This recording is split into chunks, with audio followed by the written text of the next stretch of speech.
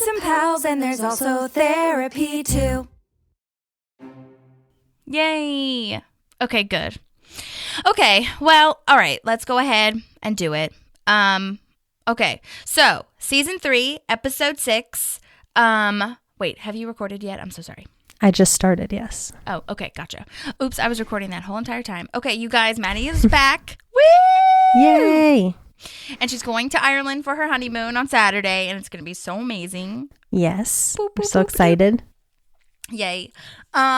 All right, so let's do this. Season 3, episode 6, Indianapolis. This was directed by Randall Einhorn, who is our guy from The Office. We've talked a lot about him. He has also directed a lot of the show Abbott Elementary, which is awesome. That's a new one that's out right now. That's won like so many awards, and everyone's raving about it. I haven't watched it yet, but it's definitely on my list. Do you know where you can watch it? I think it's on HBO now, actually. Okay. Okay. It's one of those shows, though, that's airing currently, so I'm sure you could also watch it on Hulu.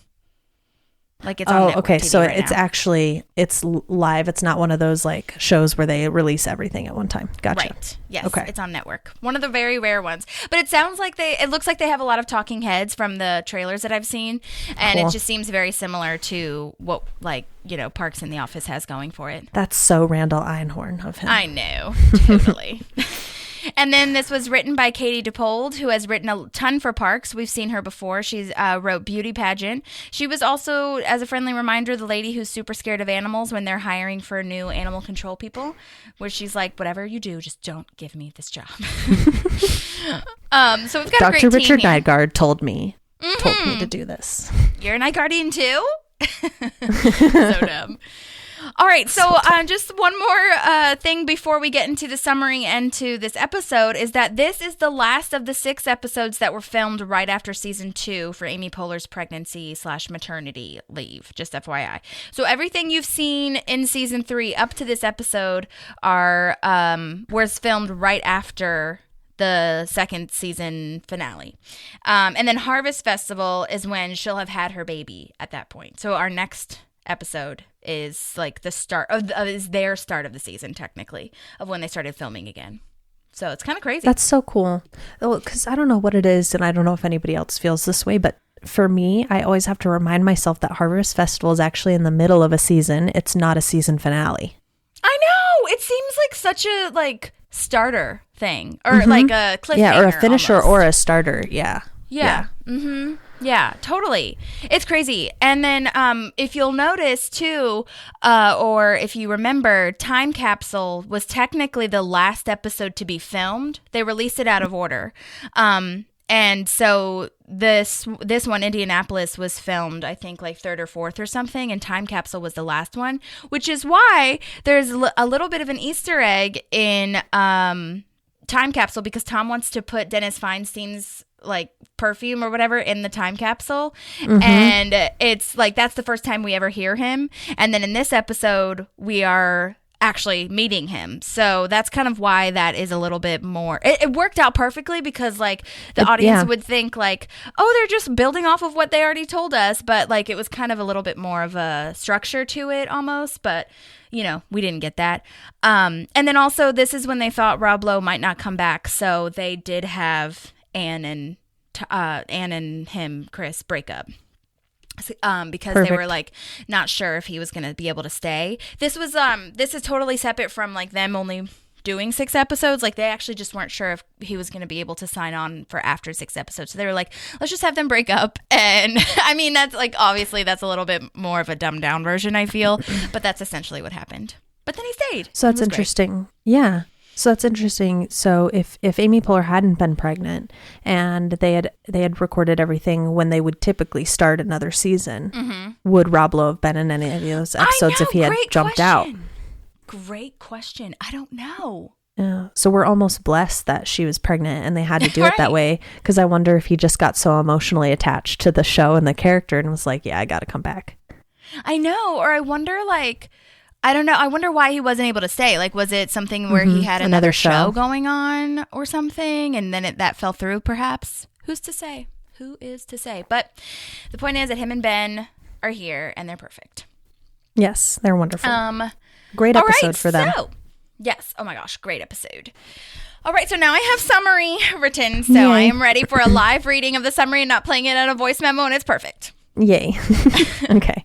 I feel like I don't know if I'm getting better at them I think with them being shorter, but they're like not, like I'm not trying to give too much away. Right.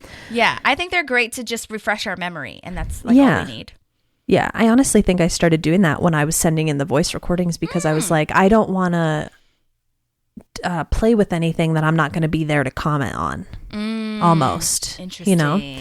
Okay. Anyway, here's our summary. Okay. Ron and Leslie prepare for a trip to Indianapolis where Leslie will accept an award for the Parks Department and Ron will delight in a very special steak. This also becomes a great way for them to reconnect with Chris, who Anne believes is cheating on her. Leslie does some spy work to help relieve Anne's worries. At the Snake Hole Lounge, Tom works on impressing Dennis Feinstein. Yay! Oh my gosh, yeah, there's like 1,000 stories going on in this episode. But very well integrated, and how everybody comes together at the end was very well done as well. Totally. Oh yeah, that's so true. Good call. Okay, so yes, you are right. They are very good at integrating and everybody comes back together.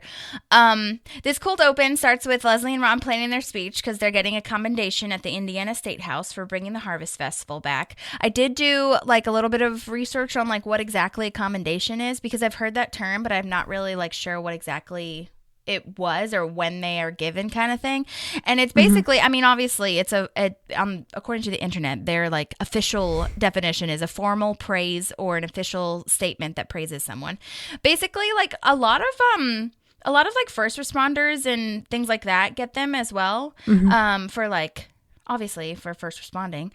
So I think it's really cool that it's like official in this episode that they're getting an award to celebrate them bringing back the Harvest Festival. I think that's a really big deal. And we kind of like gloss over that fact a little, but I like it.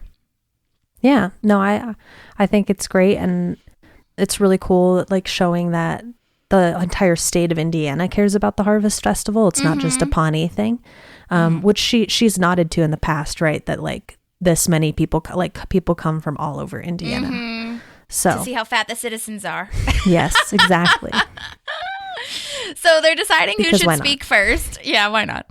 And first of all, there's a bunch of pigeons in the back of her talking head. I haven't brought up pigeons in a while, but I saw them. There were a lot of them, I feel. Yeah. And I really like her line kind of like, she's like, should it go me, then you, then me, or then you? And then he's like, how about just you? And she's like, yes, thank you, Ron. She says that is so hilarious. Yeah. It's very like quick, like she knew he was going to come to that realization. Yeah, So, absolutely. I love it. Me too. And then Ron is really excited about the Charles Mulligan Steakhouse, and he's taken a picture of every steak he's ever had there. Fun fact, and I think a lot of you probably already know this, but Charles Mulligan Steakhouse is not real. It's not in Indianapolis, and there's no restaurant. But there's quite a few. Have you heard of Mulligan's restaurants at all? That name sounds familiar, but I thought it was like a Mulligan's, but maybe it's something else, like that's a chain. I think I'm thinking of something else, but I did research Mulligan's, and there's like so many restaurants called Mulligan's, like pubs and bars and stuff like that. I'm guessing because is that Irish? Irish. Yeah. So I'm sure a lot of people named it after that. I did find an article that said someone who lives in Indianapolis went to the address on Ron's poster that he has, and it's at 30 Meridian Street in Indianapolis. And there's something called Ocean Air. It's a restaurant that serves mostly seafood, which is actually really ironic because Ron would not be eating seafood. Yeah. So No, that's pretty funny. I know. I thought that was I'm glad funny somebody that someone did that. I know that they actually What went. an effort. That's awesome. I like the white suit jacket that he's wearing in one of the pictures. I thought it was really hilarious. Yeah, this is a thing for Ron. This is not just steak. It is an event to him. Yes. And I was like his thinking, birthday. like, is this not unhealthy? Like the effort he puts into like taking pictures and like notating it. But then at the same time, I'm like, a lot of us do that for certain things, and steak is just his thing. And it doesn't look like he's going every weekend, right? It's like a special occasion thing for him. Yeah, did you notice too? I mean, I also wonder, I had this thought kind of when you were just saying that, but also like when I was watching it, like, is he going with anyone, I wonder? Obviously, Tammy. There was a picture. Yeah. He said Tammy was in one of the pictures. But I'm gonna be honest. I think when he's married, he goes, right? But I see Ron as someone who does this on his own. I could because totally he doesn't see that. want to be talking about it. He doesn't want to be talking to anybody. He wants to be enjoying his steak. You know? So I don't see him going with anyone unless it's someone that he knows isn't going to like interfere with his experience. Yes, I agree. And then I like also that the first ever photo, he says he's just a kid, but he makes the same exact face and he looks exactly the same. It's so precious. His cute little smile. I know. I love the little peaks. Like they happen very rarely, but enough times through the series that you can really appreciate it, that he's got that little smile or his little laugh comes out. And it's just, everything is so man about Ron that he's got this little boy feature that's so cute. It's so cute. Oh my gosh. I was going to ask you too, and maybe I'll put this in the, in the stories or the polls. It doesn't really matter, but I'm trying to think of like how to relate this to like both of us. And I was going to ask like if you have a favorite steak that you've ever had, or just in general, do you like steak a lot or don't like it, or how it's prepared, how it's cooked, all that kind of stuff. No, this is funny because I wrote down, instead of steaks, we should have been doing this with froyo. Oh my God, you're right. We should have taken a picture every time. I think we have pictures for most of the times. Like when we went in Phoenix, we have a picture. That's true. I remember the one on Newberry. We definitely have pictures of us at Mix. Yeah. Yes. So, I mean, we have them. It's just like we need to actually start like a scrapbook of it. Oh my God, that would be so cute. Yeah. And then notate what flavor we have. But that wasn't my immediate thought when I saw this, is like we would do this with froyo, not steak. Yeah. Oh my God. Yeah. Great call. So, but yes, I'm not a huge, like Ivan knows a lot about steak. Like he knows how to cook. He's watched videos upon videos of Gordon Ramsay cooking steak. Yeah. So he knows how to like do it. And, you know, so I let him buy the meat because I would look at it and just order the cheapest one. And that's not what you want to do. Right. So yeah, but I usually like mine medium well. Yeah. So. Yeah, Brett, my brother-in-law, Brooklyn's husband, is very much into steaks and any kind of like grilling in general, I feel. And my mom, he made them. It's like a famous story in our family. He made them one time at our beach family trip. And ever since then, it's like every time we see him, if we have a weekend, that's what my mom wants. And it's so cute. He's like all about the recipe. And I won't say it just in case he doesn't want me to, but I'm pretty sure it's a lot of people's recipes. But he like marinates them in all these different sauces. And he's like, you know, I really would like to have 24 hours of marinating, but like sometimes we just don't have that option. And it's so cute. But lately TikTok has been showing me so many steak cooking videos or just meat cooking videos in general.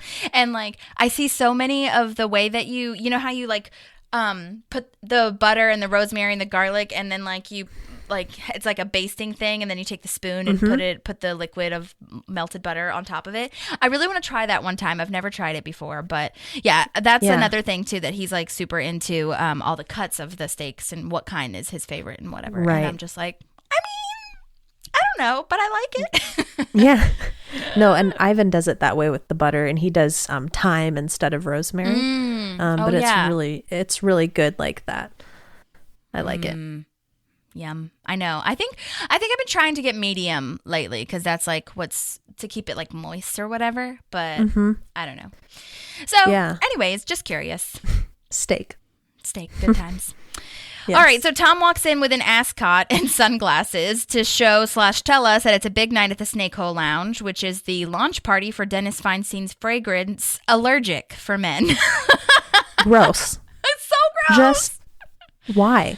It's so stupid. That's such a bad name. Like, and then we go through the names later. I have a couple of them written down, like, where it's just like, this dude should not be naming fragrances. Like, this does not sound It's just not appealing. Cool. Yeah.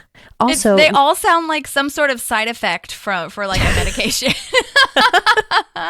The symptoms that get listed at the end of, oh my gosh. Yeah.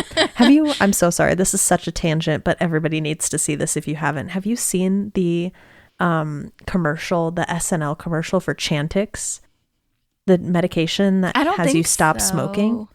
Oh my gosh, it's Kristen Wiig. Oh, and I don't Bill think I've seen Hader. it yet. Oh, I'll send it to you. It's freaking hilarious because they're listing, like, they finished their, this helps me, this, and this, and this, and this. And then you know how the lady comes on and lists the symptoms, like the side effects?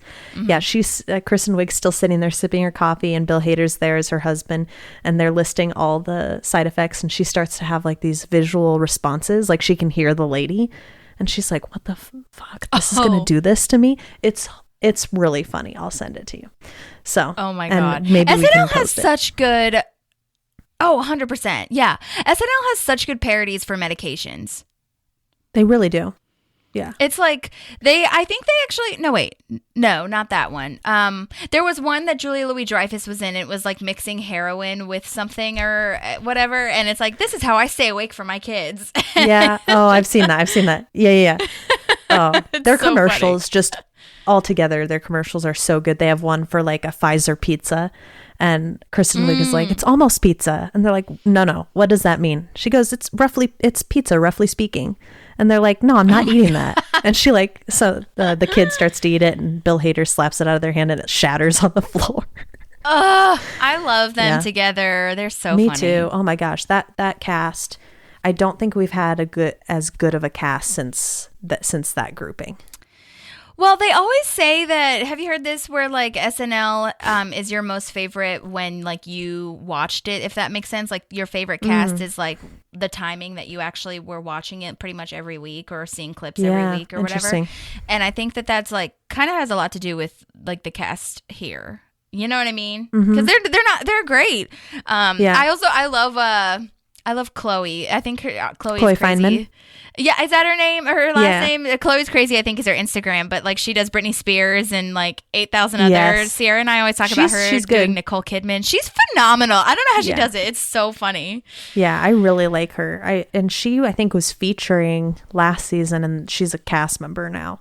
So she's funny. And then SNL, this is such a tangent, but SNL, they had their opening weekend last weekend, and they had the beginning, the cold open was them basically making fun of them losing literally everyone.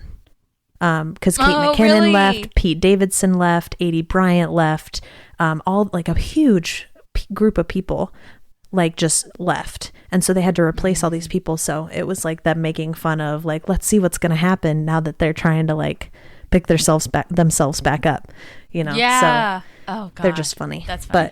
But it is interesting. Anyway. It is on Peacock. Yes.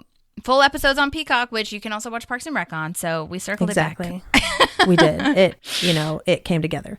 Side note, when Tom is walking in, Leslie and April are talking about elephants.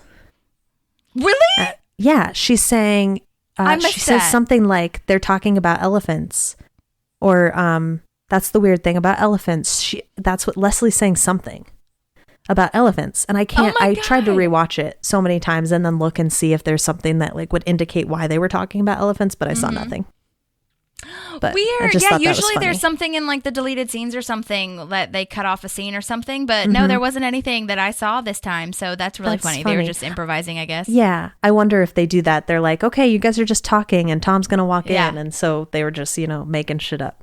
So that's hilarious. Yeah. Oh my God. I also would love to know if this table situation in the middle, out in the open, are they having a meeting, or is this like their break time and they're just chilling and that's when Tom comes in? Because they spend some time there, right? We have a lot of episodes that start with people coming in and everybody sitting out in that open area, but then they also have the conference room. Yeah, I feel like the table out in the open is like the break area, or like where some people eat lunch and stuff, but the conference room is where actual meetings are held. Yeah, fair. Yeah. I don't know why they would be talking about elephants in a meeting, but you never know. Fair. Yeah, I don't know either. The zoo, they have to replace the penguins. That's true. Some kind of animal control thing, maybe. I don't know. Well, the middle of Indiana. Right, exactly. Ben has a really sad talking head about how he doesn't want to get close to people because he moves around a lot. And so they're like Facebook friends, not real friends. And like, it's such a bitter talking head that I understand why he's feeling this way. But I was like, oh, Ben, you are just so calloused at this moment and you haven't gotten into your friendships yet here. Well, and I think the other part of it is he probably learned, and I'm speaking from me moving around a lot. Probably not as much as him though, right? Because he's moving like this, whereas I was moving every year or two. But you kind of learn that people are just inviting you to be nice. And you get there and you're like, I don't have an actual connection with these people and I don't actually think they care that I'm here.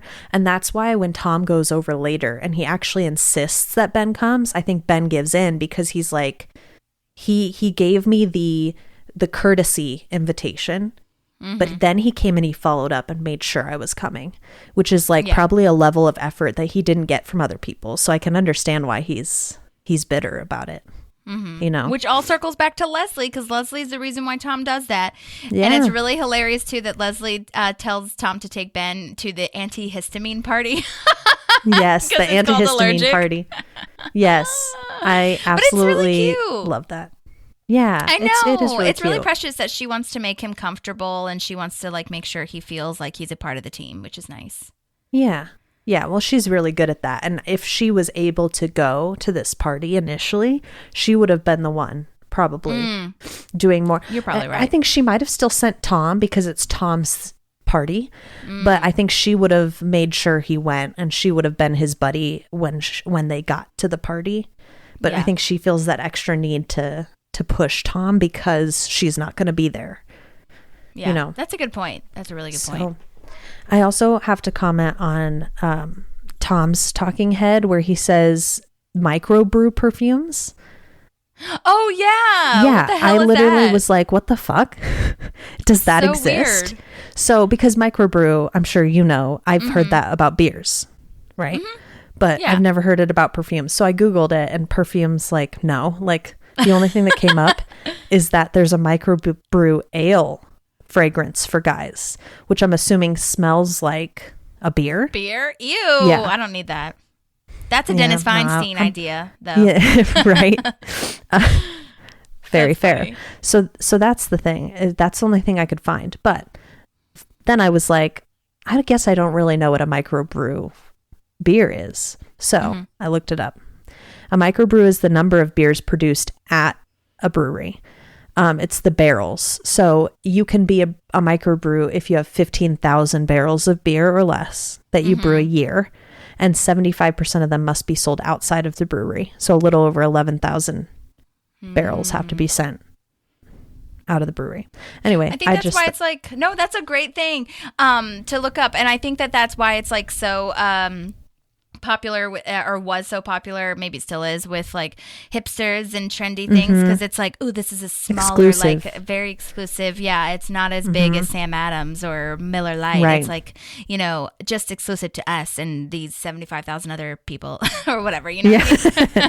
Yeah. Well, I'm almost wondering, like, is that what microbrew perfumes are not a real thing, Right. But because Dennis Feinstein is like the shit, apparently, does he do that where he has like a certain amount of bottles he makes of each perfume and then he doesn't sell more than that or whatever? Maybe I could see him doing that. Yeah. To be like very exclusive to Pawnee. I don't know. Great question.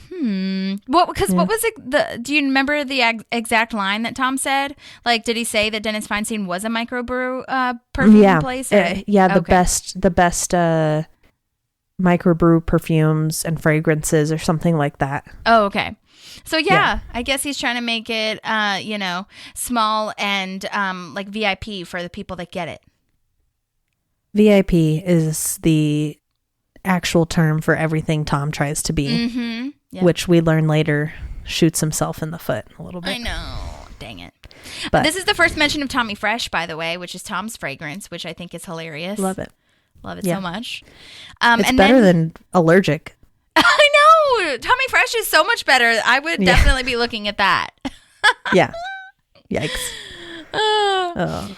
Then Andy and April are talking at the shoe shine stand about what they're going to do tonight. And basically where they're going to watch TV. Like Burley's house, their house, Best Buy. Also Best the new Buy. album. I love that. The new album name, April Ludgate is the Best, Volume 1. Volume 1. I know, it's so cute. I also love this, like, I don't care what we do, I just want to be with you, which I think it really is one of the really clear signs that, like, they're just really meant for each other. Like, she doesn't care. She just wants to hang out with them. Yeah. You know, I think that's so special. Yeah, that's the root of a genuine relationship, is like, I don't have to be taken on this date where I'm going to get wined and dined. Like, Right. I just want to spend time with them, like, which I thought was really sweet. It's so nice. I love it. And I also think that it's really smart. And we kind of touched on this a little bit, but I think it's so smart and hilarious that they brought back a lot of things that they've kind of said in passing. So first of all, Dennis Feinstein, but also Burley they talked about, which we hadn't really talked about him in a minute. And so I love that they like are building this world for us. And that's when April suggests that they go to Tom's thing, and it makes Andy all nervous because, like you're saying, they just want to hang out together. But Andy's like, oh my gosh, I forgot when you have a girlfriend, you need money. And April deserves all the things. It's that's what's beautiful about it, right? She doesn't care. She doesn't want it, but he wants to give her everything. And it's like, you know, and it's not coming from a place of, I want to show her that I have shit, which sometimes I get that vibe from people where they're like, I just want to show that I have the money. He just genuinely wants to shower her in gifts because he wants to treat her like a queen, which I think is beautiful. I know. I wrote down everything that he thinks that she deserves. Do you want to hear it? Flowers, massages, chocolate, booze, diamonds, rubies, emeralds, a treasure chest full of scarves. Love that kind one. of. I know, right? Favorite, and I don't know why. Scarves. Okay, maybe I'll put that in like the poll or something as well. Like which gift would you want? Yeah. Or is like your favorite that he said. Different kinds of lubes that warm up when you rub them on stuff. I wonder if that was a Chris Pratt improvise thing, because he just goes on and on for this list, and I'm sure they gave him some time. I didn't find anything. Usually that stuff is written in my research, or like I hear about it on an interview, but I didn't hear anything. So I'm just imagining at I this can point, see that though. He made that up. Yeah, but for sure. If there's one person that goes in the inappropriate direction in the improv, it's definitely Andy. Totally. Well, and April is so precious in her talking head, but also kind of like, I don't know, to me it was a little bit showing, and we've talked about this before, like kind of showing her age a little bit again, like how she's kind of like young and, you know, green with this, because she's like, whatever, I guess we're dating, like whatever, like stop it, go away. I don't like labels. Whoa. And I'm just like, bitch, just you're with him. But it's super cute and precious. It is. Yeah. It's very, the smile. You know, she plays that so well. She does a great job. Well, and I think we learn in the Harvest Festival episode, right? Like that's coming up. Andy doesn't necessarily forthcome with his words. So I wonder if they've even had the "are we boyfriend girlfriend" talk. So with her age and with her inexperience, she might not want to put a label on it, so she doesn't feel like she's trapping him, even though he sees it. That's so generous of you to say. I'm just thinking, because that creates a huge fight, right, between them in Harvest Festival, is that she says I love you, and he says awesome sauce. Yes. Right. But he obviously loves her too, but he doesn't use the words. So I don't think they've even had that. That's what's so awesome about the sauce. Yeah, exactly. I love it so much.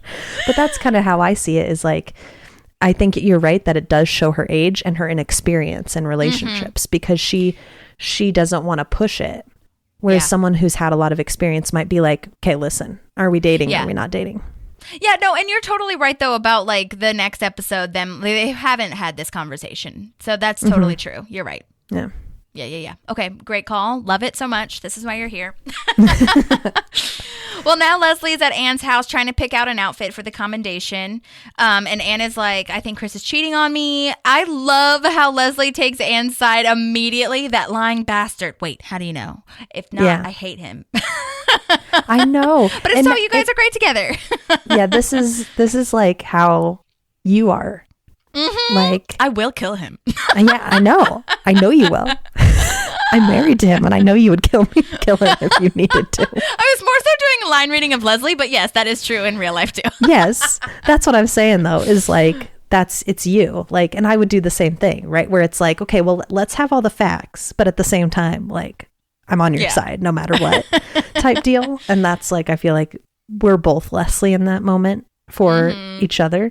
But yeah, it's so funny, that back and forth. And like, she's like, I'll do what I can to help you and figure it out and whatnot. I also love that Anne has her entire closet on her kitchen table for Leslie. I know. It's so this happens sweet. all the time. Like It when does. Leslie needs to do something fancy, like Anne is like, come over and let's fashion Let's do show at this. lunch. Let's do Yeah, it. fashion show at lunch. Yes, love it. Yeah, because Chris is being all distant, and Leslie says that he's not going to be able to keep anything from her because in high school they used to call her Angela Lansbury, which at first I didn't really understand, and then I remembered that she was a star / is really known for a Murder, She Wrote, where she's a detective, and it's like super famous, obviously, so that makes sense. So she's going to do some detective work, is what she's trying to say. Yeah. Well, and this is my don't know what word I'm trying to find. My ignorance, maybe, that I thought Angela Lansbury for some reason was someone political.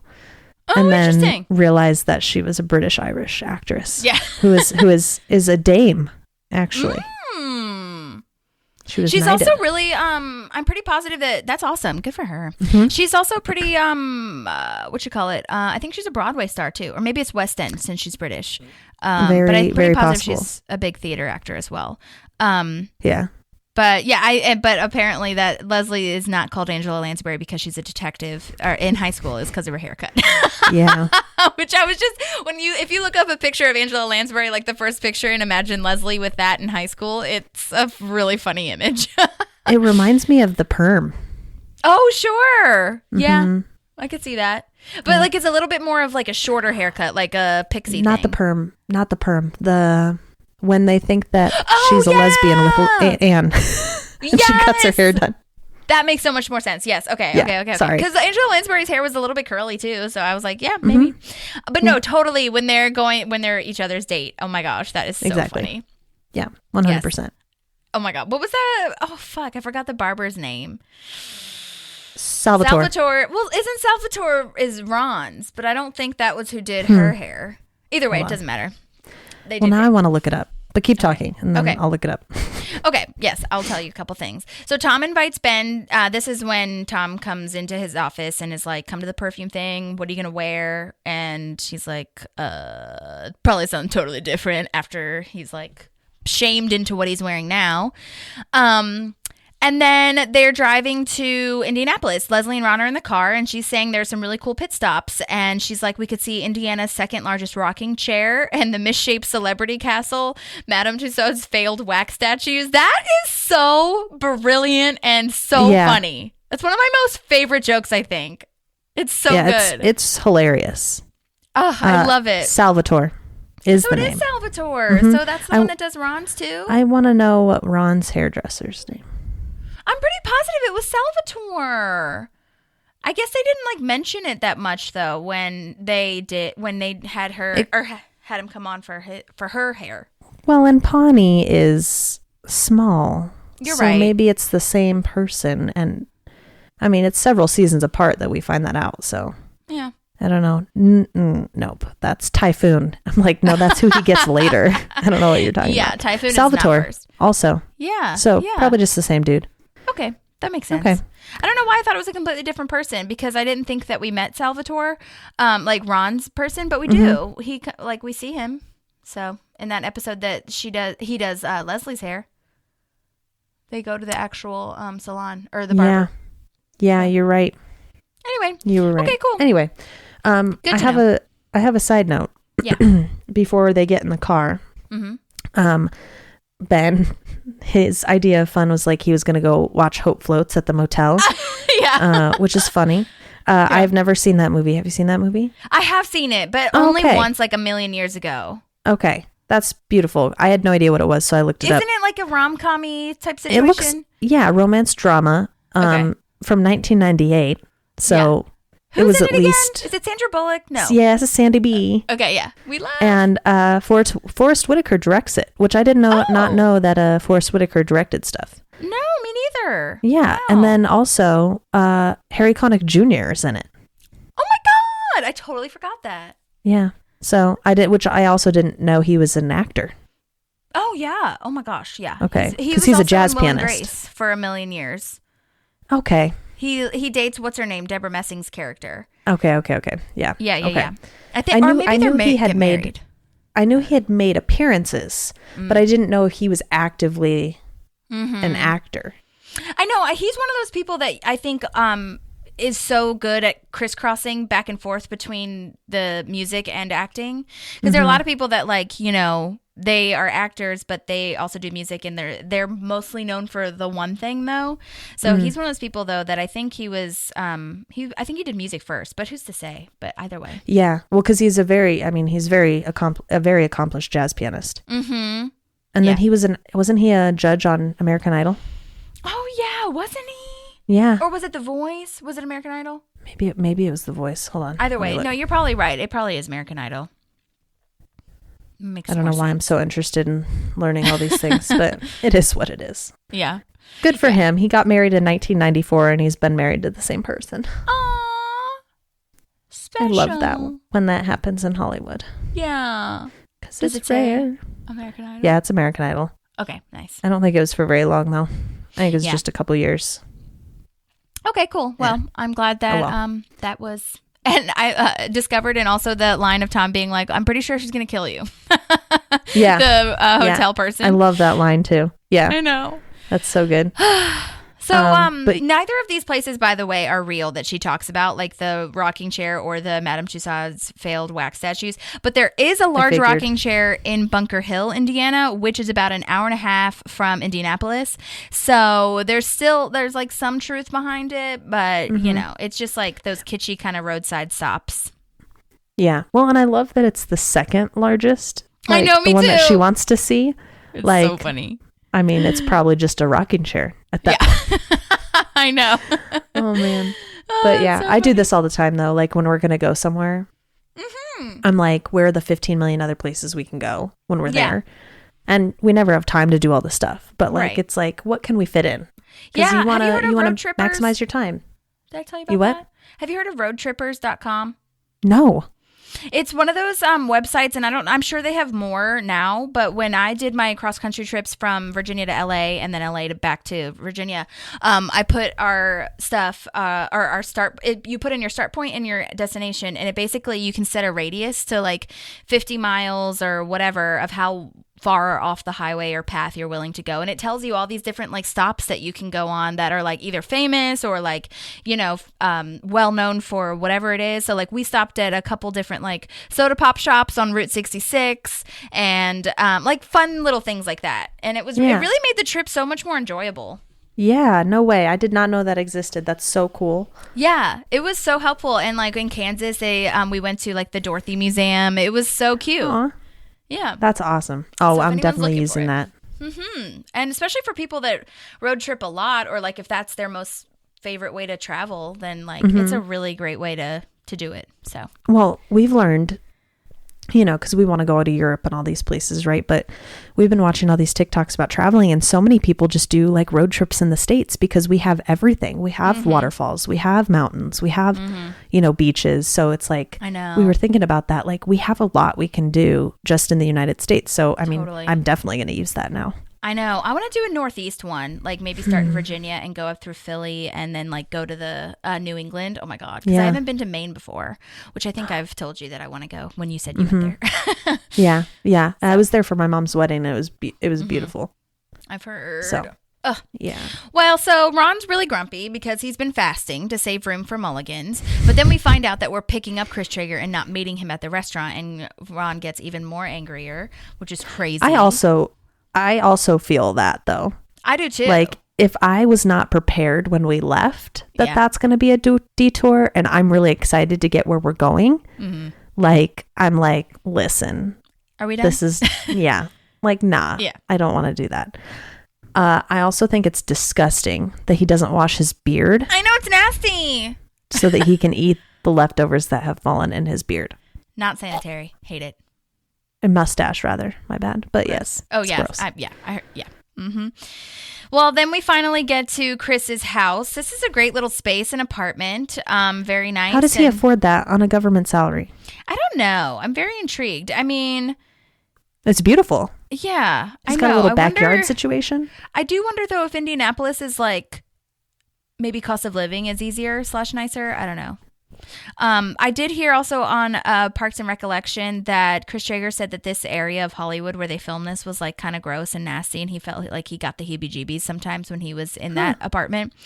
So that's interesting. But also, like, I don't know, I'm gonna sound so like shitty, but hearing Rob Lowe sometimes, like, I don't know what to take at face value from him, because the way that he talks is like he's very used to the higher echelon of things. So I'm like, my old apartment that I had in LA, he'd probably think that it was like really creepy and gross. Right. Like, I guess in certain aspects, yeah, it was. It was not like fancy, and it was definitely in like, especially at night, it was like, it wasn't dangerous, but it definitely wasn't like, you know, we're like but livable in a nice part of town. You know what I mean? Yeah. So like, I don't know, it's just really funny to me, but that's a fun little moment that was filmed in Hollywood to know that. Yeah. And then he's kind of talking about the feng shui of the room, like especially in the foyer. Side note, someone told me once that foyer is actually pronounced with an R. It's not foyer. Everyone tries to make it like fancy because it's like they think it's French or something, but they would actually pronounce it foyer. So I don't know. Yeah. Huh. But anyway, last week we talked about bagua, which is a form of feng shui where you're like putting certain things in certain parts of your house to like attract prosperity or wealth or health or that kind of thing. This is very Asian, by the way. Yes, very Asian. We talked about that last week as well, where my BFF from LA is from Vietnam, and she puts all her plants in, I think she said it was the eastern corner of her space, and she's like, it's supposed to bring wealth and prosperity. And I was like, oh, love it. I want to do that. I just like, I can't have plants, which we've already discussed, and I don't need to say it again because my cats eat them. So I need to figure out a way that I can like have some kind of life in here that isn't. If they're fake, do they eat them? I don't know. I should try it. I think they do. Flowers. Oh yeah. So something I started doing was flowers. Okay. I know. I don't know what it is. I don't know if it's a smell and then they like think that it's edible because it smells. I don't know. Whatever. Anyway. Interesting. Maybe I'll just like put all my green things, like anything colored green in the corner. RJ and Phoebe messing it up, man. I know. After all I do for them. I know. So Leslie's snooping around. There's lots of coats in the coat closet. And Chris Traeger has that nice line of, I like coats. I love that. It's also Indianapolis. Like, it's fucking cold. You gotta have a lot of coats. Yeah. So then we get back to the bar in Pawnee, and Andy's trying to order drinks, but he doesn't have any money. So he's saying he knows Tom. And then Freddie, who we know before and has sent his voice memos before, comes over as like an intimidation to be like, hey, do you have any money? Because like, move aside for the paying customers. And it's like so embarrassing. And this would definitely be embarrassing if I was Andy. But like, luckily, like you said, this is April. And she's like, I don't care. I just want to be with you. Yeah, they're going to make a game out of it. It's going to be fine. I will say, though, like, I mean, I don't know if it's because Tom doesn't do enough for the company or whatnot, but like we give away a lot of free food. I probably shouldn't say that, but we do. Like to, family, when they come into town, they don't pay to eat at the restaurant. Like, so if it was like a really close friend, you'd hope that Tom would like hook him up, but I don't know if the bar scene's super different. Yeah. Or just like this, I don't know. I wonder if this whole vibe in general is like different. You know what I mean? It just doesn't seem like they'd be the type of person to do a kickback unless it's like Detlef Shrimp that comes by. You know what I mean? True. Yeah, no, you're very right. It's just a different vibe. You're right. Yeah. But I did a little bit of a research on this bartender. His name is Tim Akers, and he's been in Transparent, Last Man Standing, and a few other things that I wasn't super familiar with, but he's been in quite a few things. He also worked as an ADR supervisor in the sound department for a couple of things, so that's cool that he also works in the sound department. I couldn't find his info anywhere, which was really sucky, but, good job, Tim. Yeah. So. Yeah, because he's there again in another scene too. Yeah. Oh yeah. He comes back in. I think this is his only episode, but yeah, he has a couple scenes in this one. Because they tip him all that money that they got in their game. Yeah. Thank you. Whoop whoop whoop whoop. I know. I love that. Thank you. I looked up also where these snake hole scenes were filmed. I can't remember if we talked about this. I feel like I had tried to find, but I couldn't find where it was, and for whatever reason, this time it just came right up. So I thought we had talked about it, had and we? I don't know. Yeah, I just don't. Okay. You're right that you could be right. I would trust you more than my memory, but No. like I thought we had talked about where it was. Okay, maybe we did. But as a refresher, this was filmed at Echo Ultra Lounge in LA. It's closed. It's technically on 1604 Cahuenga, if anyone wants to drive by. It's like in Hollywood area. And it totally, like if you look up the pictures online, if you just Google Echo Ultra Lounge and just click on the image search for Google, it totally looks like it. Like there's so many cool lights and like the blue kind of vibey moment happening. So it totally looks like it. Love it. Yeah, that's awesome. Yay. So now we're at where Ron is waiting in the car for Leslie and like yelling out the window. And this is where Leslie, the reason Ron's waiting in the car is because Leslie's calling Anne about Chris cheating on her because she found a pink razor and a pink swim cap in the bathroom. And Anne's like, okay, Yep. I'm coming down there. Like, I'm just going to go ahead and forget it. I'm coming. Which Yeah. The toilet seat was up though. The toilet seat was up. So that's good. I loved that comment. Like know. that she had to look at the camera and say, the toilet seat's up. Good. Good sign. Yes. I would love to know. I mean, I'm guessing it's probably like an hour and a half or two away from Pawnee. Since Pawnee is not a real place, I couldn't tell you how far away it is from Indianapolis. But I would guess that it's about like an hour and a half or two because if Anne can travel, I wouldn't assume that she would travel more than 3 hours, you know? Yeah. Well, and so the other thing that you kind of factor into that, first of all, it has to be worth it for you to go down because they're going to drive back that night. Mm-hmm. If it was 3 or 4 hours, I think they would probably stay, right? They wouldn't want to drive all the way back down because it's already late. She makes it in the time that it takes them to go from Chris's apartment to the steakhouse, back to the Chris's apartment. And she shows up when he's cooking dinner. So I think you're right with the hour and a half, 2 hours. That's a good...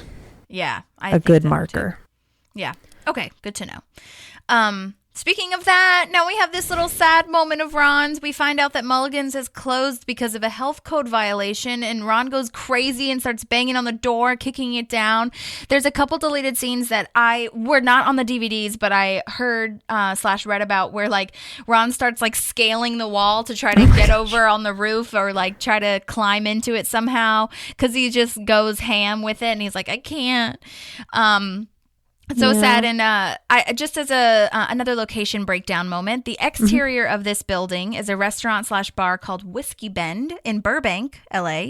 They have cocktails, dancing, and karaoke. So if anyone would like to go to Whiskey Bend, let us know. Very Sounds cool. fun. I'm assuming then that they did this. I mean, it was nighttime, right, when it was filmed. So maybe they did it in the middle of the night and were able to put all those signs up. Mm-hmm. Yeah, or they just rented it out. You know what I mean?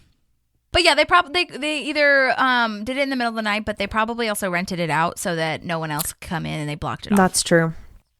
Yeah. So he's just in such denial, though. This poor man. I love he's his so little sad bib, too. Like they just forgot to unlock the door.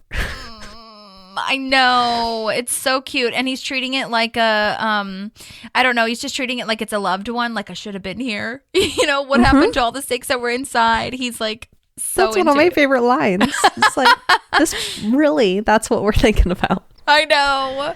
But yeah, I do love his little bib. It's so cute. And I wonder if he wears that every time. Did you see that in the pictures? Yeah. I feel like I don't. Okay. So cute. No, we should go back, but I'm pretty sure he has the bib I think on. so too. Yeah. In most of them pretty anyway. sure. Either way. Yeah. But then Chris suggests, oh, sorry, go ahead. Yeah, no, that's what I was going to say is like Chris suggests like I'm going to go, we can go back to my house and I'll make you dinner. So here's my question. We haven't done that yet. The burger off, right? So we don't know that, like, do we know? This is kind of what I'm asking you. Chris's like health nut-y eating ways. Well, yeah, because he brought. Yeah, okay, but that hasn't happened yet either. This is the problem. No, we know that he's like, I know there's so many things going on and like ways to, think about it as far as like what we've watched and researched versus what we just watched for fun. Right. But no, I think we know that he's on a health nut kick because when last episode, Anne was like kind of showing us how she like is very similar to all of her boyfriends, and so she starts taking all these like vitamins and supplements and detox teas and all these things. So we know that he's very healthy. However, the thing that's so misleading about it, which honestly I'm kind of a little bit mad at Chris for doing this, is he says they'll be just as good as they were here. Bitch, that's not the same. Portobello's are not the same as a Mulligan steak, okay? No, dude. That's rude. And I'm sorry. Yeah, okay, you've only known Ron for a month, but that's enough to know that this man needs an actual fucking steak. Yeah. Like, well, please. And I know in Chris's head he's not doing it like viciously or anything. He thinks that they will be good enough or the same. And I'm just like, well, honey, he's trying to put his healthy agenda on people most of the time too. yeah. So it's, he's probably, that's part of it, with not maliciously again, but it's like, it's probably there. But my other thing is like, Leslie and Ron, do they not know him well enough yet? Right. To say, well, you say that, but I fucking know what you eat. Right. We're going somewhere else. We're not going to your house. Yeah. I think that you're right. I think that you're definitely right about that. But the thing I do love about this scene is how Chris is like kind of paternal almost, like, come on, buddy, we'll get you something. Yeah, I know. And Ron's usually the very put together one, right? Exactly. So now we're getting to see Ron be the kid and Leslie and Chris be the parents. That is so true, especially with how paternal he was last episode when he tells April, like, you gotta let Andy go or you gotta get him. You know what I mean? Yeah. Okay, cool. So now do you have anything more before we go back to the Dennis Feinstein party? No, I am at Dennis Feinstein. Or should we say Dante Fierro? Yeah, which was a way better name. Like, I don't understand. I know. Why you Apparently, changed your Dennis name. Feinstein, the more like Jewish sounding name, and I'm not just saying that. That was something that Alan Yang said when he was talking about this episode. He said they thought it was really funny that like the more Jewish sounding name is the more like exotic Ethnic. and punny. Yeah, that's so funny. Oh my god. Okay, so the names of the perfumes. Here's the ones that I have. I don't know if I wrote down all of them, but we have yearning, attack, side boob, coma, Side boob. and itch. Yeah, side boob is the one where I'm like, for real? Best one. Yikes. So stupid. I love that Tom and Ben are actually hanging out. So he didn't invite Ben just to invite Ben, right? He's actually spending time with him. Yeah. I feel Which like I he like. did at first. Like he invited him just to be nice because Leslie made him. But like now that they're actually there, they're talking. And I love that Tom's pitch to like, looks like you just inhaled your future or whatever. And Ben's like, that could maybe actually work. Yeah. It's kind of funny. Yeah. Well, and we see this relationship forming, and it continues throughout the series where Ben does step into more of a business consulting role for him.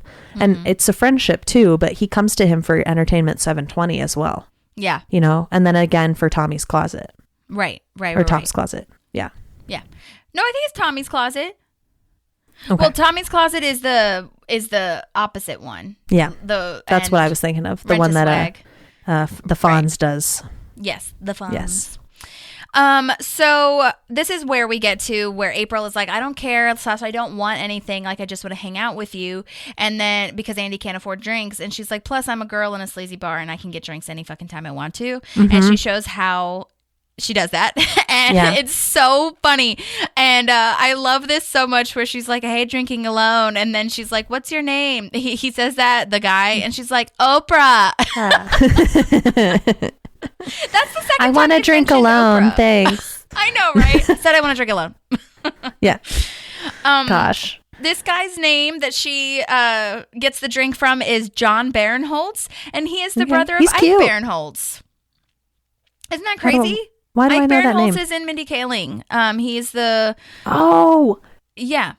And he's been in a ton of stuff, a bunch of comedy things. But the main thing that like I don't know if this crowd would maybe know him from is the Mindy Kaling show, or Mindy Kaling Project. Which is crazy. But he's also been in Rutherford Falls, Dumb and Dumber 2, and he is the star or one of the stars of American Auto, which is another show very similar to The Office / Superstore / Parks and Rec, with the mom from Mean Girls that I can't remember her name. She was also famous for SNL, but she's the lead in it. And Amy something. I don't know. American Auto, which I need to watch. Actually, I haven't really heard anything about it, honestly. Anna Gasteyer. You said the mom. Anna. Okay. Yeah. Yeah. Anna Gasteyer. You said the And- mom from Mean Girls, and my brain always goes to Amy Poehler. I know. Oh, yeah. She's also the mom in Mean Girls. Yeah. But not like a regular mom. I'm a cool mom. A cool mom. But John Barinholtz also wrote and starred in something called The Glue Factory. He's been a writer / I think performer as well on Mad TV. But yeah, he's been in a ton of things, and it's really cool that they're two Barinholtz brothers. But yeah, he's very precious. Very cool. Love that. Then we go back to Chris's house. Do you have anything before that? No. Okay. So he's making dinner. Leslie's trying to poke around and see about this alleged other woman. And she's naming all these women like, do you have any aunts, any sisters in town, moms? And it's really funny that we learned that his mom is in Wisconsin. That's cool. Yeah. I didn't realize that he was from there. Comes back later, doesn't it? Because her family's in Michigan. And so he's like, well, we'll be closer to my family or something like that. Oh, okay. I didn't even think about that. Yeah. A young grandmother. I love that she a says young that grandmother. Too.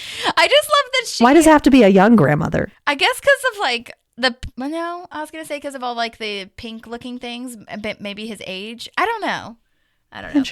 Good question. That's a little ageist, Leslie. Yeah. But I love Ron. Did you forget how to have a conversation? I know. And I also love that Chris like asks her all the same questions back to her, and she's like, no, but moving on. And it's just so funny. Yeah. No, she immediately comes back with her next question. Right. Like she's a woman on a mission. Right. So, and I would like to say she started out very subtle. Mm-hmm. Right? Like in the beginning of the episode, she I can't remember exactly which, I think I wrote it down, but I skipped over it. Mm-hmm. She asks a very subtle question about like, about the women stuff, but now it's just like blatantly asking these questions. Like she's already grasped onto. I think the coat thing was the first thing, basically. Like, oh, you have a lot of coats in here. Like, why do you have so many coats? Kind of thing. And he's just like, I like coats. Yeah. But yeah, no, but now she's gripped onto this. He's cheating on her. Yeah, 100%. And is going full fledged. Right, because she has told Anne already, and Anne's on her way. So now she's like, okay, we got to get to the bottom of this immediately. Yeah, and Ron's priority is that Anne bring garlic salt because he's afraid that Chris won't have any. Right, exactly. Great spice. All right, so back at the club, April got pigs in a blanket from a waiter because she said she had a pork deficiency, which is really interesting and funny and weird. And then Andy gets mints from the bathroom, and then they make a game of whoever can get the most free stuff.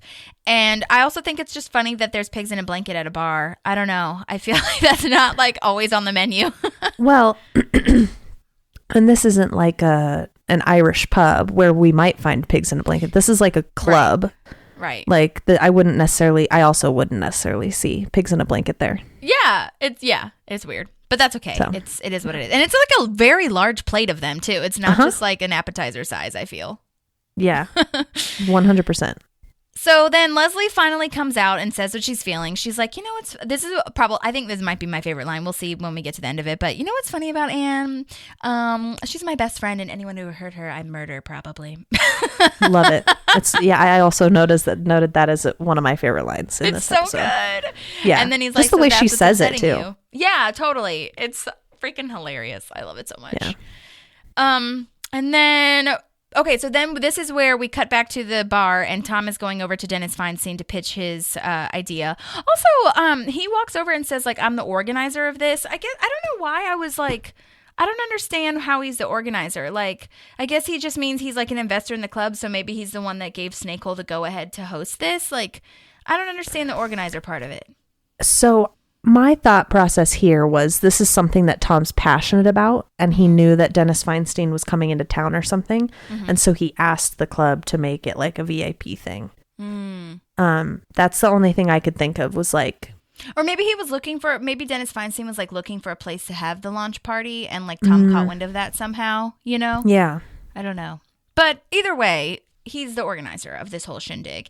Apparently. And allegedly. Allegedly. Quick breakdown on Dennis Feinstein. He is played by Jason Mantzoukas. He's been in a ton of stuff. Ton of stuff. We talked about how Nick Kroll was in the last episode, and Nick Kroll created and stars in Big Mouth. And Jason Mantzoukas is also in Big Mouth, who is phenomenal. Oh my God. He's also in The Good Place, Lego Batman movie, The Dictator, so many Amy Poehler movies. There's this, which I haven't watched, the movie called The House with Will Ferrell and her. Have you watched that? No, I haven't. I saw it on IMDb and I was like, I don't feel like it was as like publicized or something. Like, I feel like I should have known more about it, but so that's going to be on my list. And then Amy Poehler's also in a movie called They Came Together with Paul Rudd. Have you ever seen that?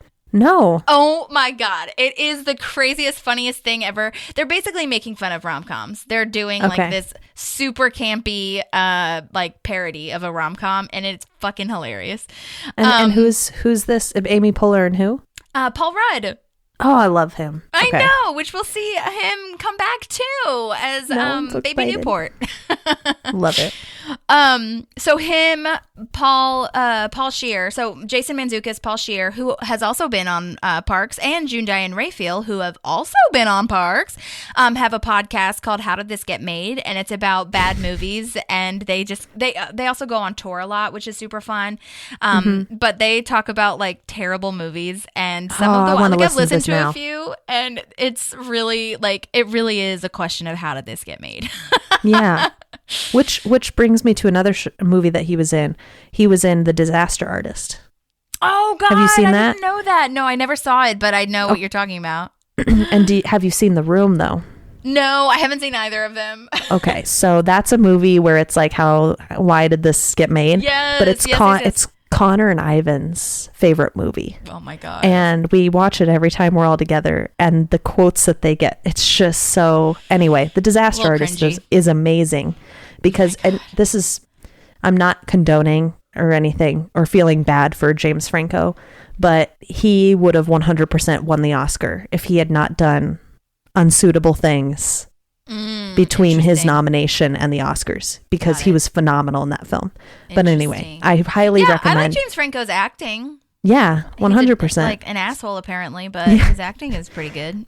Yeah, but I would say anybody who hasn't, and you too, because I think you would appreciate it, but you have to watch it with someone. That's what I would say, because you need to be able to laugh with someone about what's happening in front of you. But I would say watch The Room and then watch Disaster Artist, because some people did Disaster Artist and then The Room, and I'm like, I don't feel like you can fully appreciate Disaster Artist. What's going on? Yeah, unless you've seen The Room. So anyway, side note. About that, but I didn't know he was in that movie until I was doing my research, and I was like, that's such a good movie too that he was in. So oh my God, yeah, he's awesome. Love him. Yeah. Then he has that line of, if you're from the FDA, you have to tell me. I know. He's a police officer. Why are you so worried about that? Exactly. Like, that's concerning to me that you're worried about the FDA showing up. Oh my God. So, and I also, before we go on with that, it's also important to know that he played a pretty big role in Brooklyn Nine-Nine. Oh yes, I meant to write that down Rosa's too. boyfriend. That's right. Yeah. So he was great in that too. His name's like Pimento or something, some sort of cheese. Yeah. Oh my but God, he's phenomenal in that, and his chemistry with Andy Samberg is really amazing. It's so good. But anyway, I just had to note that too. I don't know if I've gotten that far in Brooklyn Nine-Nine. I kind of took a pause from it. Yeah, but it's 3 or 4 seasons in at least. Okay. Yeah. He plays Rosa's boyfriend? Mm-hmm. Okay. Love it. Yeah. Okay. He's a criminal, I think. Of course. I don't remember, but he's so great. Good. Love it.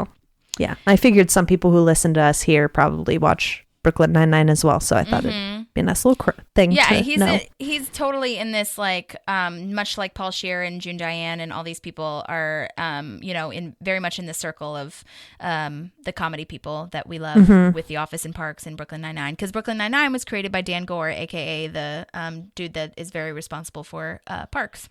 Yeah. So it's lovely. Just a friendly reminder. Oh yeah. So now he's talking about. Sorry, did I cut you off? What? No, that was sorry. I just didn't want to get back full in the scene without mentioning the Brooklyn Nine-Nine. So the FDA thing, which is concerning. Yes, and how he always gets pitched on new scents. So he's like, okay, I get it. Like this is a gag gift or a gag scent because it's so awful. It's but so Tom bad. has this whole dream, and it's like so sad, kind of, because he's like, if you like it, maybe we move on to watches and raincoats and like open up stores in London and Paris. Like I haven't really thought about it that much. It was like, I really haven't put a lot of that on it. Yeah. But he also, the label on Tom's is not good. I know. The graphic is so bad. It's just his face on a white sticker. Yeah. So, I mean, there's not a lot going on. I think the name is the best part, Tommy Fresh, but the label is not good. Apparently the smell is not good. And we learn later from Ben that it's really not good. He does so well. We'll get to, I'll say it again when we get there. He does so well with the dry heaving and like, it looks I know. so real. It's so good. Oh my God. Ben is so caring for Tom in this moment too, because he's watching him this whole time. If you look in the background, Adam Scott, I don't know if he's doing that purposely, but he's watching the entire interaction. Also note, he did not change his clothes before going to Snake Hole Lounge. I know. I saw that too. I was like, love that. Liar. He's like, yeah, I'm not doing that. So, right. But yeah, also, I think does he really have anything else to change into? That he doesn't have anything nicer. No. Which is been weird another because, well, it's like, I don't know. When I think about it, remember last episode with Media Blitz, Tom took Ben to the mall because he wanted to get suit for him, and like Brooks Brothers doesn't make garbage, so Ben, put some effort. Yeah. But anyway, so now we're back at Chris's house. Leslie's leaving a message to Anne, and she's like, don't come up here. It's really not worth it. And then this is when Ron finds out that they are not steaks. They're portobello mushrooms. And he opens the grill and he screams and like basically passes out. And it's so terrible. And he does Nick Offerman does such a good job of like being so dramatic about this moment. Oh, and yeah. Chris is like, oh yeah, like that's what it is. And I'm like, oh my God, Chris. He doesn't realize what he's done. Yeah. Ugh. And then, Leslie's having to pick up all the pieces too, right? So she's so like, she's almost overwhelmed because she's like, I got to take care of Ron, but also Anne's here now. And like, oh my gosh, everything's happening. Oh my God. Yes. It's like, great scene. Lots of things are falling apart. And then we go back to Snake Hole, and April just like casually steals a shirt off the wall and starts serving people and like taking the drinks from the bartender lady, and she's like, do you work here? We should have done this when we were like waitressing, I feel, to just like not bring them free stuff, but just flat out say, how about some tips? Yeah, seriously. It's so funny. It's necessary. Yeah. My gosh. And then, so funny, Andy is in the bathroom trying to get tips for passing out things, but he's like, we're out of everything, sir. He's like, do you have any mint? Gum or mints? And then he's like, neither. Yeah. It's so funny. We don't have anything. We're out of everything. But still, and then he just sticks his hand tips out. Oh my God. And then that guy still gives him $1 or whatever. So, I have seen this guy before. When I was watching it, I was like, oh my gosh, I've seen this guy. Like, why does he look so familiar? And it's because he's been in 6 episodes of Parks. This is just his first one. So we've seen him before. He comes back. Okay. I believe we'll get there when we get there, but I believe he's the one. He's in a lot of town halls, but especially that one episode where they're going to put a fast food restaurant, Sweetums. Or no, shit. Is it Sweetums? No. Paunch Burger. Thank you. Oh my God. I was like, Sweetums is not the, they're going to put a Paunch Burger on the pit, and they put a sign up or whatever. And so they're like fighting about which one is going to be which. And the guy comes over and, oh my God, a Paunch Burger. That's so cool. And April's like, their burgers will kill you. They're full of wasps and spiders. And he was like, but they taste real good though. Yeah. That's him. So, his name is Mike Mitchell, and he's been in a ton of stuff. He's been in Sonic 2. He has a podcast called The Doughboys, which apparently is very popular. So take a listen to that. He's also in the movie The Tomorrow War with Chris Pratt, which is kind of cool. A little crossover. And then I haven't seen that. Yeah, I haven't seen it either. And he's been in a bunch of UCB and Comedy Bang Bang stuff, which is cool. So a lot of like improv stuff, which is really cool. They gave him the name. It's so funny. On the show, his character name is Bjorn Lurpus. And apparently one of the Bjorn Lurpus. And one of the things they said on Parks and Recollection was that they ended up giving a lot of people the last name of Lurpus. It's like a family name in Pawnee. I don't know why they didn't say where it came from, but that was like a fun behind the scenes moment. It's so weird. That is interesting. Also, Bjorn, like, are we Swedish? I don't know. I do not know. Interesting. Yeah. Okay.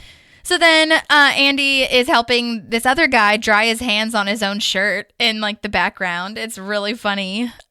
This guy's name is Nick Holmes, and he's been in Guardians of the Galaxy, Gilmore Girls, the new iteration, like the Year in the, no, what is it? Is it Year in the Life? Yeah, Year in the Life. Something like that. Okay. Yeah. So he was in that.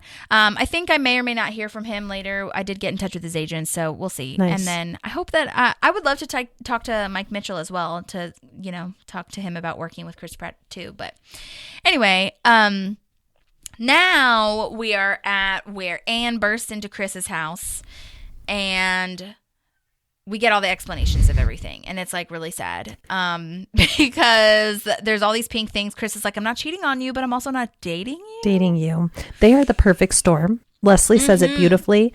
Like, Anne is too innocent and has not been heartbroken before, and Chris is too sweet, so that like it was not clear. And she's like, it makes me question how good of a nurse she is. I'm like, why? Why? That's not anything that's This has nothing to do with that. I know.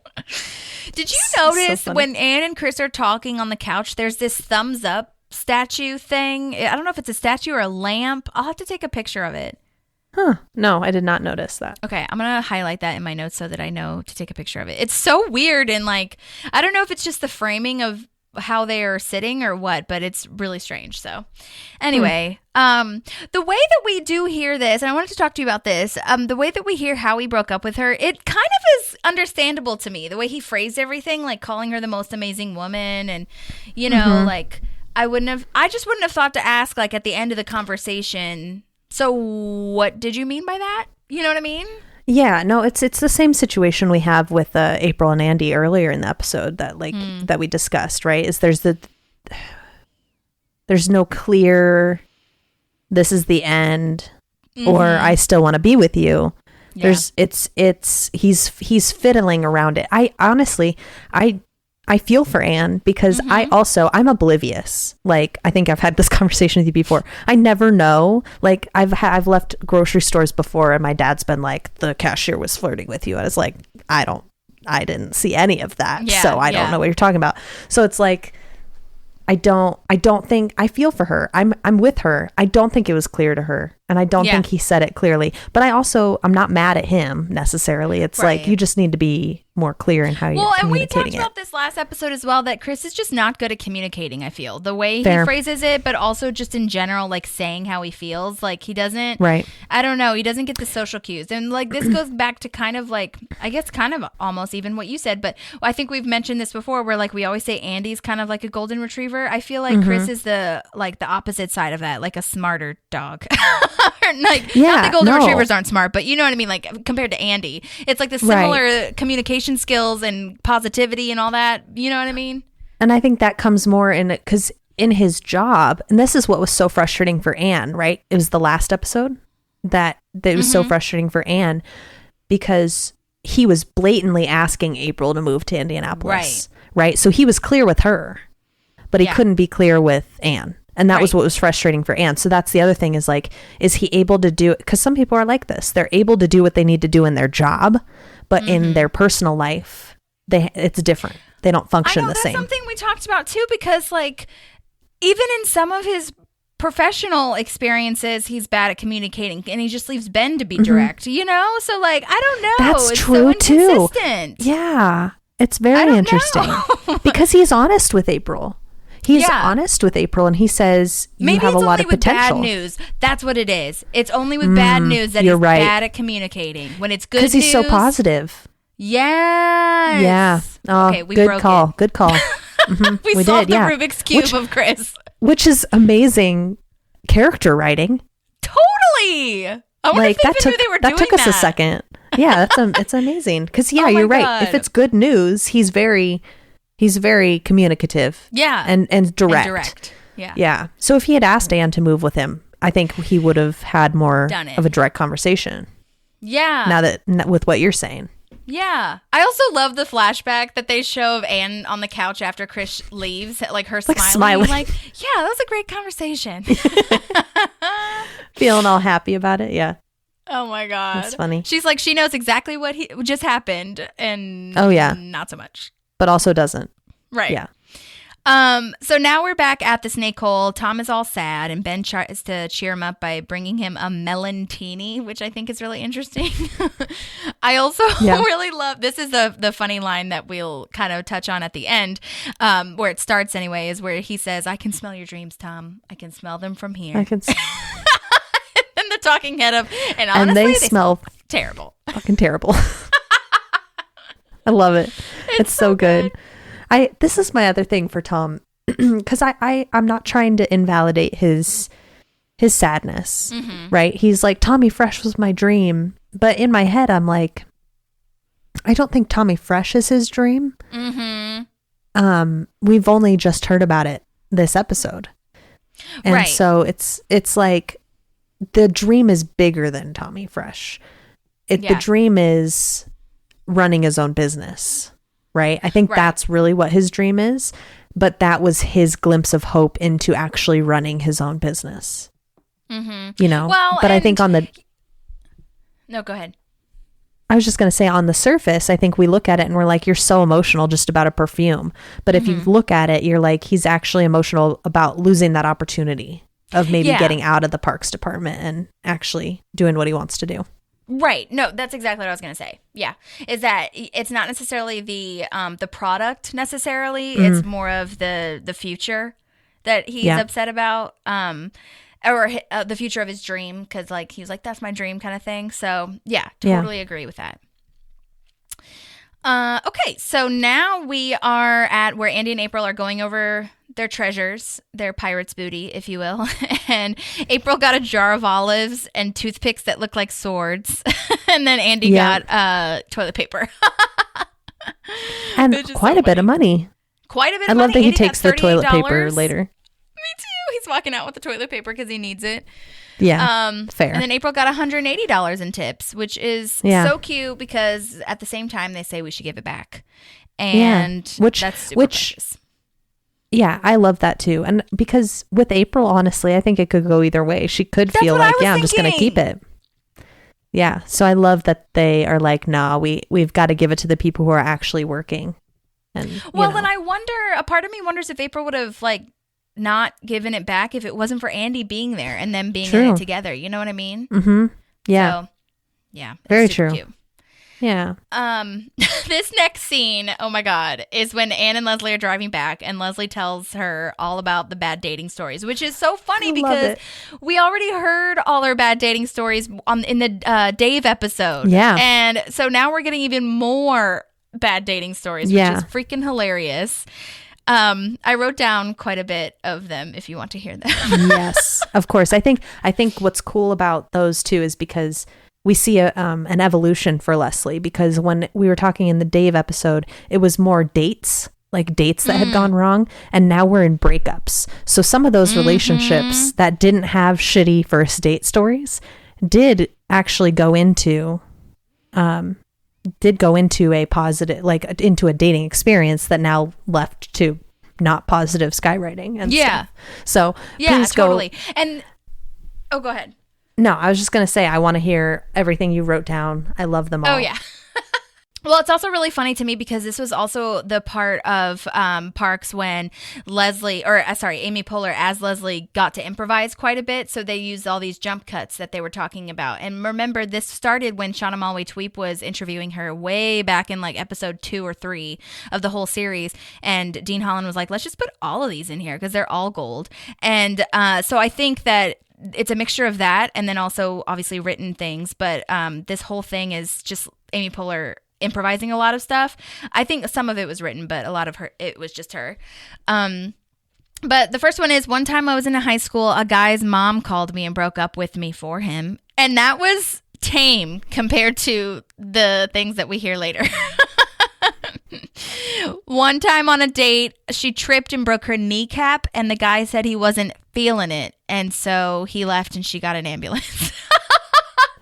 She had to wait by herself. I hate that. It's awful. It's awful. One time a guy got down on one knee and begged her to never call him again. And then the picnic story, which I didn't write down, but basically they set up a picnic and then the guy was like, "Don't sit down. Someone else is coming." Couldn't remember the name. Rebecca's coming. Rebecca's coming. Who's Rebecca? Who's Rebecca? Exactly. And then the last one that I wrote down is skywriting isn't always positive. That also might be another favorite line. It's so sad, but so good. My favorite, though, out of like all of those from all the episodes, is that tooth story where they went to a movie and like she woke up or she fell asleep or something and he woke up with like him trying to remove her teeth. Yeah. And then she was like, we went out a couple times after that, but then it started to get weird. And then she finally, Anne kind of finally recognizes or, puts two and two together that Leslie's going to miss this commendation award because she's driving her back, which is really sweet and cute. And she asks if she's trusting of Ron, like he'll figure it out, but Amy Poehler does have this really good face of like, I really don't know if he's going to be okay without me. Okay, well, I wanted to show you, there's a whole deleted scene of him accepting the award. Oh, no way. Aww. I know. I'm so sad that they didn't put it in. I mean, I get it for time purposes. Yeah. And there's another guest star, and you know me, I try to put all the guest stars in, even if it was cut, but I could not find him credited on this. So I don't know who it was. If this was you, let me know. But let me go ahead and share this scene with you. Ladies and gentlemen, the Indiana legislature is pleased to present this certificate of commendation to Mr. Ron Swanson and the City of Pawnee Parks and Recreations Department. Mr. Swanson, congratulations. Thank you. Thank you. Thank you, State Assembly, for this commendation. But I would like to speak to you today about something unforgivable that's happening right here in Indianapolis. The Charles Mulligan Steakhouse at the corner of 9th and Pearson has been closed due to a health code violation. Now, I was told I should limit my remarks to 30 seconds, and I understand you people just opened a children's hospital. But I'm going to keep talking until Mulligan's is reopened. I believe this is what you call a filibuster. This isn't really the time or place for a filibuster. In 1914, Charles Mulligan got drunk, wandered into a field, and punched a man to death. Well, the man turned out to be a cow, and that cow turned out to be a delicious steak. My gosh. That's it. What a scene. What a scene. So basically they're in a couple things just to paint the picture of it a little bit. They're in the State House. And so it's basically like if you were to go to a Capitol House and see all the desks set up of where the Republicans and Democrats sit and everything. And then he's up on like the podium. There's really no one else there. It's not a big crowd, obviously, for many of these government things. There's not. But there are like a group of people that are also getting commendations, like these people that open the children's hospital. And then there's that pause where you can kind of hear some paper rustling, and he has taken the sign off of Mulligan's and brought it with him to the meeting to show everyone. Wow. The effort so that was crazy. put in. I know. That's amazing. It's my so gosh. good. That's so Ron of him. It really is. So then we get to this terrible / famous scene, though, where Ron is at a diner and he orders a steak and gets the steak and he's like, "That's not a steak. Why would you call it that?" And this guy's like, "I don't know what to tell you, man." Yeah, fair. I did do a quick. You just work there. Yeah, totally. And also, I mean, looking at it, yeah, it's a little bit half and half. Like, first of all, you go to a diner. I'm not really sure what you expect. Like, it's not going to be the same or even close to Mulligan's. So, like, lower your expectations a tiny bit. But I understand that by this point, Ron just needs something. Yeah. A little bit of a breakdown. This guy that serves Ron is named Nick Armstrong, and he has been in a lot of things. He played the technician in Launch Party on The Office. I think you could see him on the screen. Or no. Or maybe he's the one that set up the camera in Scranton. He was in Brooklyn Nine-Nine, iCarly, Young Sheldon, Grey's Anatomy. He is a huge improviser. He's the founder of a nonprofit called Camp Improv Utopia, which is an improv retreat for adults. So it's kind of fun. Cool. That's awesome. And then we have Ron Swanson's famous line in this episode of just give me all the bacon and eggs you have. And then he's like, wait, I worry what you just heard was give me a lot of bacon and eggs. What I said was give me all the bacon and eggs you have. Do you understand? Yeah. Which he's already been disappointed so much today. He's like, I'm going to be extremely clear with what my expectations are. 100%. And I think he's going back to basics. It's like, if it can't have the steak I want, then just give me all the bacon and eggs you have. Yeah. I know. He's so distraught. I know. Well, do you have anything before we go back to the club? No. Cool. So we see the Tommy Teeny. Apparently, it's vodka and cinnamon. And by C, he's talking about this. Yeah. Like, and Ben's like, that sounds awful. Yeah. And then Donna comes in. I missed her this episode because this is really her only little moment. But she comes in and gives Ben a Miller Lite. And he's like, how'd you know that? And then they're like, that's your drink. And everyone knows him. And Ben, you really start the ice break a little bit because he's like, oh my gosh, like, I think Pawnee's making Ben have feelings. 100%, right? That cynical part of him, they're kind of tearing that down. And they're showing them that they're showing him that not everybody's going to be that dismissive. You're only here for a little bit. People. And they've noticed him. I think that's that's what everybody wants. But especially I feel like Ben, like they see him, you know? Yeah, 100%. And it's so special. Yeah. And then Donna and Tom dance around and it's really cute. Yeah. Well, you feel part of something too when people know. What's that?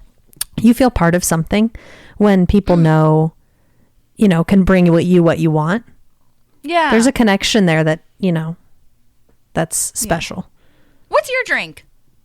Oh, it shifts all the time. But I will tell you right now, I'm super into mead. Oh, yeah. That's right. Wait, what shifts?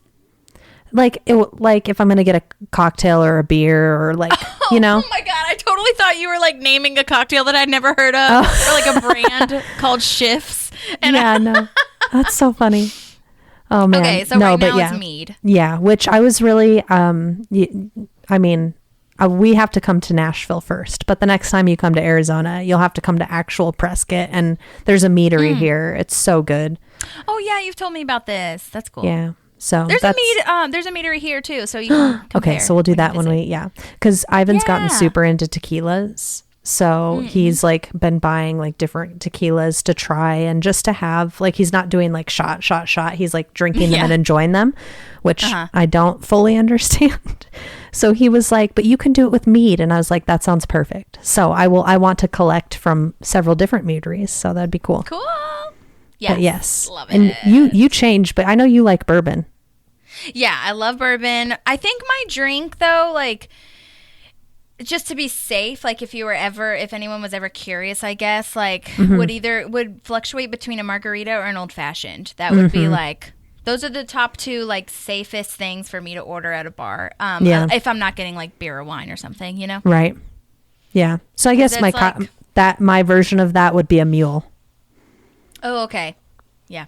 Yeah. Love like it. the go-to cocktail. So good. Yay. Okay. So, and I also think it's really funny, a really fun character choice that Miller Lite is Ben's choice or like his drink. Yeah. Yeah. Anyway, it fits his personality. Yeah, totally. Yeah. There's a little bit more of a deleted scene of Donna and Tom dancing around, but obviously they cut it for time, but it just looks really funny. There's no lines or anything. It's just them dancing longer. So it's really hilarious. And I love that Ben sees Ann and Leslie and he walks over and is like, oh my gosh, Leslie, hey. Yeah. And which is precious. And then Leslie's like, oh, look who's socializing. And we find out that Ann says she just found out that her and Chris broke up. And Ben is like, oh, so that's why you tried to kiss him. We were all seriously confused about that. That I is so know. embarrassing. And that's really embarrassing. And who is we all? Like, I would hope that it would just be him and Chris, right? Like Ben is Chris's Leslie. So I can see them talking about it, but who else was there? It's also the word all. Yeah. All serious. Who are you talking about? Right. The other thing that makes me so sad for Anne is like, Leslie's like, well, Anne's kind of upset because Chris dumped her. And he's like, yeah, like a week ago, right? I know. That's so embarrassing. Like, oh. There is a little bit of a deleted scene here, actually. It's so sad. Wait, let me see. Basically, where they're talking, it's just a continuation of this one. Who wants to hit up JJ? Yes, me. Oh, sweet. I should call Chris and say goodnight. Oh my God. I'm going home and I'm going to sleep and I'm not leaving my house for 10 days. Okay, I'm gonna come over at 7 a.m. and we're gonna play tennis. Food. So funny. Since when? Since when do you wake up at 7 and play tennis together? I know. That was really weird of an addition to that scene. But basically, again, Anne is just like so hasn't wrapped her head around that they've broken up, and she's such in a habit of like, oh, I should call him. They're about to like wrap everything up at the party, and oh my God, it's just crazy. And Leslie's like, well, so here's my follow-up question. Has she called him every night since they've broken up then to say goodnight? oh, great question. And like, has Chris just not done anything about it? I don't know. Because remember when they have the actual conversation in Indianapolis at his house there, she says, I wanted you to meet my parents. Like, I wonder if that was from the first Phone breakup, calls. or was it from the phone calls? Yeah. Right. Or maybe she's been leaving him messages, and that's why she says he's been distant. Yeah. Oh, yeah. Or not. Or not even. Yeah. Answering. Interesting. Crazy. Yeah, so this is where we get to the part of like they're all walking out. I think this is the tag where and then Andy, you see, has kept the toilet paper. Feinstein's license plate says smells. And Great. Yeah, Ben's like, give me Tommy Fresh, and he sprays the perfume in the car. And yeah, I already said this, but it's just crazy the way that he's walking out and like gagging / dry heaving, throwing up. It's so funny. I feel like he did such a good job of that. And Amy Poehler or Leslie is like, is it that bad? Yeah, that's well done. Is she standing there with Donna? Mm-hmm. Okay. Yeah, because that's it's crazy that it's like coming from that far out though. I mean, I don't think like Leslie can smell it yet, but like it still stays with him as he walks away. Yeah. Yeah. Gross. That's crazy. I think. Oh yeah, that's all. That's all I have. Yeah. I thought I had one more note, but yeah, that was Indianapolis, you guys. Did you have anything else? No, that was my last note. Okay. Awesome. Well, what's crazy is that next episode is Harvest Festival. I'm trying to get some people. I haven't like planned exactly, but I really, really, really hope that I can get either the not art director, sorry, I already talked to him. Oh my God. What do they call it? Production designer, I want to say. Or one of the camera operators, whether that's Shauna or I emailed Shauna a couple times about some other questions and I hadn't heard back from her, but I know she's super busy. So, but we haven't talked to, I think the other guy's name is Matt, maybe? Or no, it's Tom. It's Tom. Okay. Because the way I remember that is because there's a Tom Haverford and a Tom camera operator. Yeah. I think anyway. But anyway, yeah, I want to get, even if it's not for the whole episode, I want to talk to like some more production people because that was a huge production to put on for the festival. And I definitely want to see if we can get somebody that had to talk about Lil Sebastian. Yes, I know. I wanted to, I was wondering because we haven't done Joan. And she's a staple in this episode. Totally. Yeah, I haven't emailed her lately. I've talked to her a couple times like via email like a long time ago, but I have so she was always too busy. Yeah. Yeah, cuz she was doing her show, is it Talking Dead? No. Shoot, I forgot what it is. But Either way, she's in production for that. But I don't know if that's over or not, so it might be. But regardless, there's so many players in this next episode, so I really, really, really want to talk to, especially some kind of designer. I want to know how they got all of those, like, rides and stuff there. And then if we can get some of the actors in, too, that would be amazing. Yeah, so we'll cool. keep you posted with who we get, and you'll see later. Yeah, you'll find out. Yeah, you'll find out. But so again, I say this every time, but if you haven't followed us on Instagram, please do that. Just Park Pals Podcast. We do really fun, polls and stories and things like that. And then if you haven't rated or reviewed us, you can do that on Apple Podcasts. Spotify has, you can rate us, but you can't review us because that's just how Spotify is set up. But we would greatly appreciate anything that you have to let us know. Feedback is great. 5 stars or nothing. And I was about to say 5 stars or above, but that's not possible. Doesn't go higher, yeah. Yeah.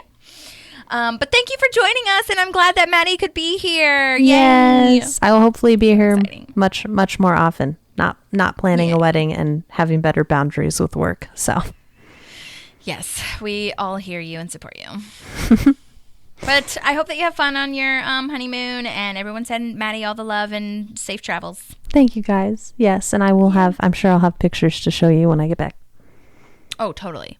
Oh, also, who was our VIP for this one? Or VIPP? Very important Park Pal. I think.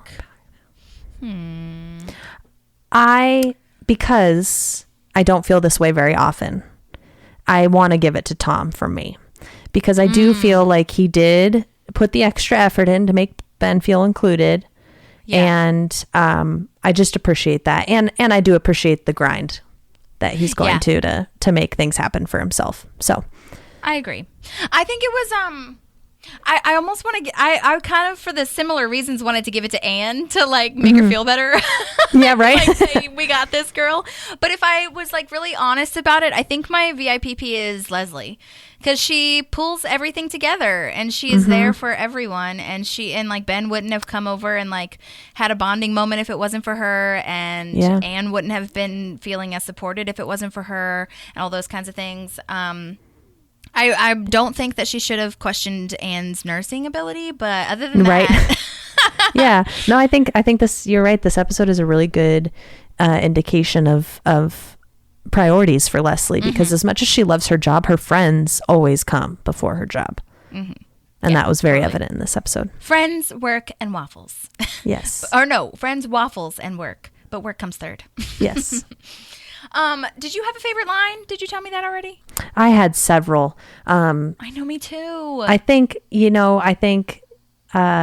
you don't take the Anna's my best friend, and anyone who hurts her is someone I would murder probably. If you don't take that one, I'll take it. Otherwise, I'll take that one then.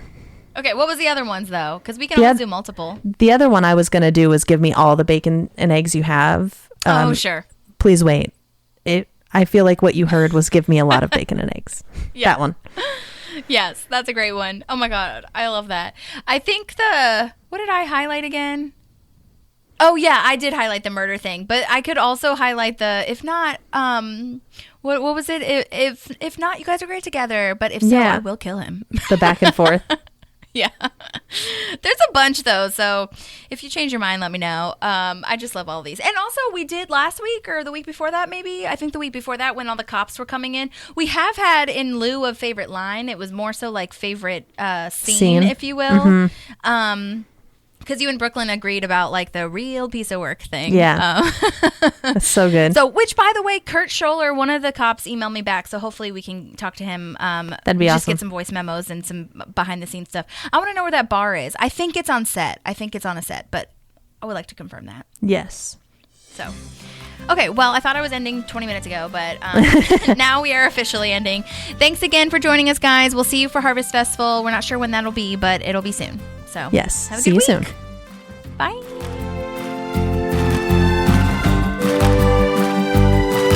There's a park and some pals, and there's also therapy too.